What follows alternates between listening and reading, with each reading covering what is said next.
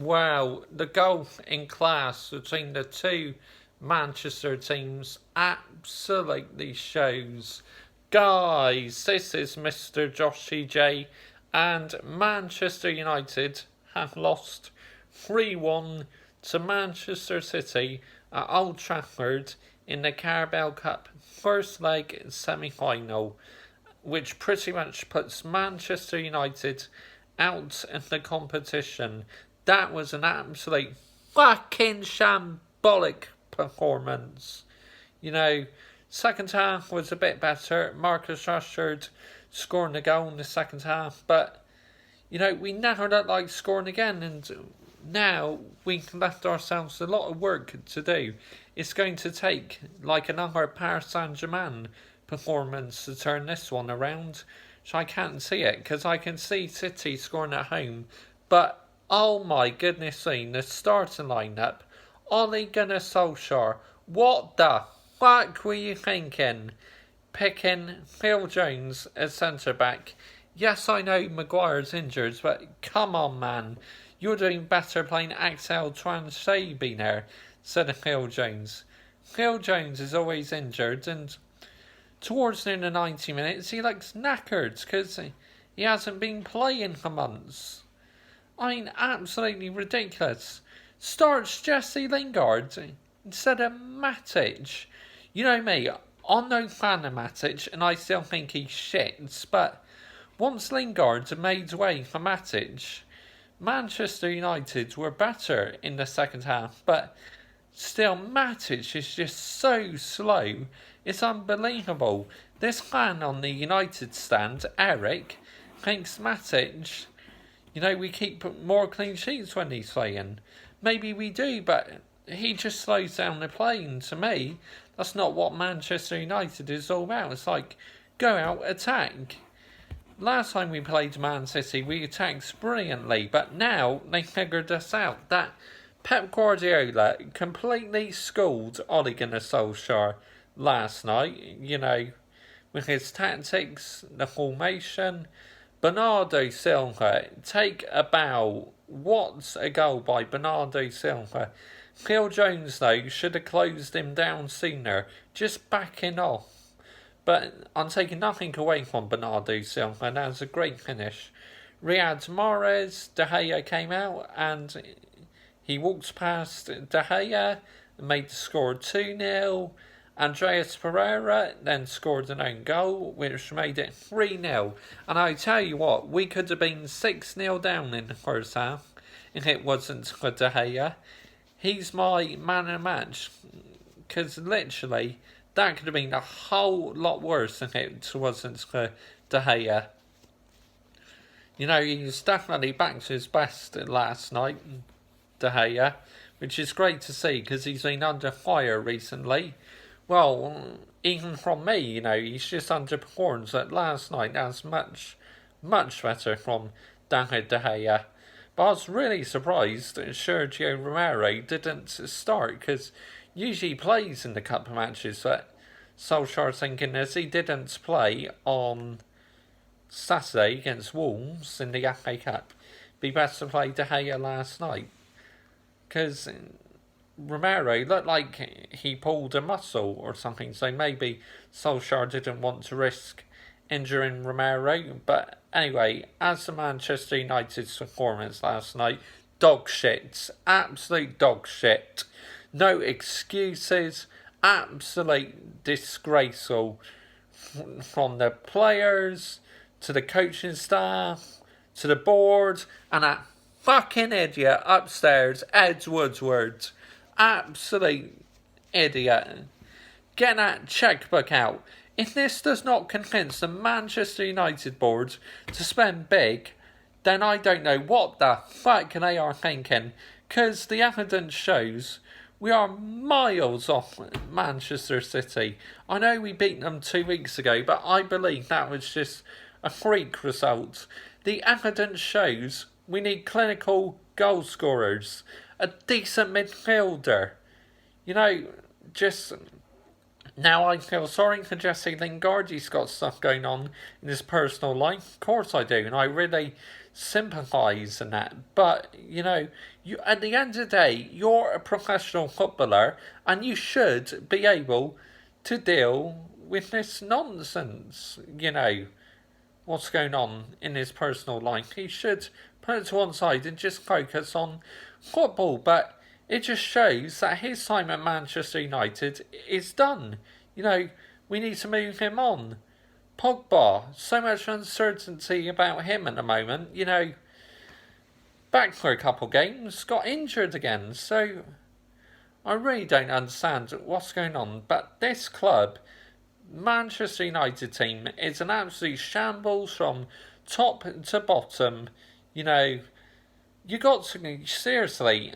I mean, Mike Phelan, great under Sir Alex Ferguson, but having Michael Carrick, Phelan, and Ole Gunnar Solskjaer, yes, they're like Manchester United legends and that, but it doesn't mean that they're going to be legends, managers, and coaches. We need a reality check. Like, I love Solskjaer, great guy, but, you know, just not up to the job, which is why the end of season, I really hope we bring in Allegri or Pochettino. My first choice, obviously, would be Mauricio Pochettino. Did a fantastic job at Tottenham. Despite not winning the trophy, he got them to Champions League final. I mean, there's no doubt about it. Pochettino will struggle with this Manchester United team, but, you know, I believe we would do slightly better with Pochettino. And it's difficult me saying this because I really like Ole Gunnar Solskjaer. And as I said, I really hope it works out, but I just can't see any way back, which is why, unfortunately, this is why I'm in the Ollie Outs brigade now. It's ever since he played Jesse Lingard as an attacking midfielder, you know, that finished it for me. And for loads of other supporters, this is where a lot of fans joined the Ollie Outs brigade. Just, I really don't understand how Phil Jones is still playing and Jesse Lingard is in the team. I mean, answers on the postcards, please. You know, just explain to me what the logic is behind that. And Ole Gunnar Solskjaer, please, us supporters have a right to know. And for them supporters watching that shower shit in the first half, they were shell shocked. What's going on? Devastated, heartbroken, going all that way to Manchester on a Tuesday night to watch that football match, and we put up a performance like that. Disgraceful, absolutely disgraceful. You know, the supporters, they should be refunded, honestly. We got Liverpool coming up in the league after the Norwich game, but first we got our FA Cup replay against Wolves. That's confirmed as a Wednesday night game a few days before the Liverpool game. Now, do I see us getting through against Wolves? We played like we did last night. Not a fucking chance, will we? Absolutely no chance will we get past Wolves if we put up a performance like that. Brandon Williams, I didn't think he had the best of games last night, but he's still trying, so that's... You're going to get inconsistency from Brandon Williams, so right now I would still pick him over Luke Shaw, because Luke Shaw's been absolutely atrocious for Manchester United. You know, yes, I know he had that broken leg and that, but honestly, I was expecting a lot more from Luke Shaw, but he's just not delivered. But, you know, I thought Mason Greenwood had a good game, playing up front, you know, trying to make things happen. Martial came on as a sub, which is great to see. But, you know, it just shows you a clinical goal scorer is needed and a decent midfield, which is why in January we seriously need to invest. They reckon we may be in for Bruno Fernandes again, where we tried to sign him before, but for some reason we pulled out the transfer. But, you know, you got Maguire, who's a decent signing, but is he really going to be good enough Daniel James, yes, he is young and still needs to develop, but the last couple of games he's seen shocking, I think, Daniel James. He tries to make things happen, but he should be doing better, in my opinion, Daniel James. Right, let's get on to player ratings. David De Gea, I'm going to give an 8. In the first half, he stops that from being a lot worse, with a couple good saves and a good save in the second half. So De Gea, my man of match, 8, and that's a high score he's got from me for a little while now, David De Gea.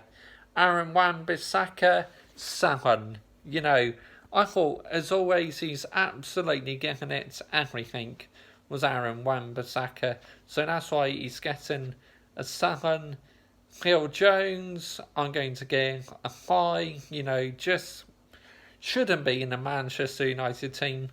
Absolutely always injured in that, and looks unfit playing for the full 90 minutes. I mean, you can't blame him if he hasn't played 90 minutes football for ages. That really, in the second half, he should have been substituted. So, yep. Victor Lindelof, 4, at fault for one of the goals. Dreadful performance by him last night, and I've been giving Victor Lindelof a lot of praise recently. Brandon Williams, I'm going to give a generous 6. Didn't have the best of games, but he was still trying to make things happen, so that's why he's getting a 6. Fred, I'll give a 6. Not good in the first half, but much better in the second half. Andreas Pereira, 6. Again, just did his job as usual. Nothing really special. I know he scored that own goal, but he tried to make amends for it, by trying to take a shot, but it just went over the bar, well, quite distance actually, but at least he's trying to score a goal, so I'll give him a generous 6, and usually I'd give him a 4 for that performance, so as he tried, to redeem himself, he's getting a generous 6. Jesse Lingard, again, 1. As I said, I do feel sorry for him, but he should be nowhere near in this Manchester United team. He should now be sold, and we should just move on from Jesse Lingard. Thanks for your efforts for now. Just piss off out here. Honestly, man, seriously. Daniel James, 4. Just didn't look up to the game at all, Looks very tired, lethargic. Marcus Rashford, 4. Got the goal, but you cannot excuse that poor performance by Marcus Rashford. Just not up to it at all last night. Not up to races at all. And Mason Greenwood, I'm going to give a 7. Didn't score a goal, but again, running down the wing, trying to make things happen. So that's why he's getting a 7. My man of match, as I said, David De Gea, and Ole Gunnar Solskjaer for his team selection last night, 3 out of 10. Dreadful selection by Ole Gunnar Solskjaer. He seriously needs to sort out his formation, and you really got to start to question the coaching staff. Just Michael Carrick, loved him as a player, but is he really good enough to be a coach? Mike Phelan did great under Sir Alex Ferguson, but is he really now, with this coaching setup? To me, the coaching staff just does not look like the right lineup. We need proper leaders who train the Manchester United players properly. So, to me, Mike Phelan, great guy, but under this setup, looks like he's struggling to coach this Manchester United team. We've got a lot of dead wood in the squads, there's no denying it, so I'm not surprised sometimes the coaching staff are struggling, but really they should be doing better. Right, we move on to Norwich at the weekend, a game I'm going to, so join me on Friday for my preview to that game. But the match review will be on Sunday. Because obviously, due to a long day at Old Trafford and long time on the coach, I won't see any mood to do the review on match day. So, the review is going to be on Sunday, a day later. Like I'm doing this a day later today because I needed time to digest and think really the situation. Watch other supporters videos like MUFC Racer, absolutely fantastic. Rant you did, mate. You summed everything up absolutely spot on. Great rant. Please subscribe to his channel. He comments on my videos a lot, so you watch my videos and you see his comments, click on his channel and subscribe. Really, he deserves a lot more subscribers. This tie is over. There's no way back. Absolutely no way back. I just can't see it. The one chance he had of winning a trophy this season is just vanished. Gone. Finito. Goodbye. Finished.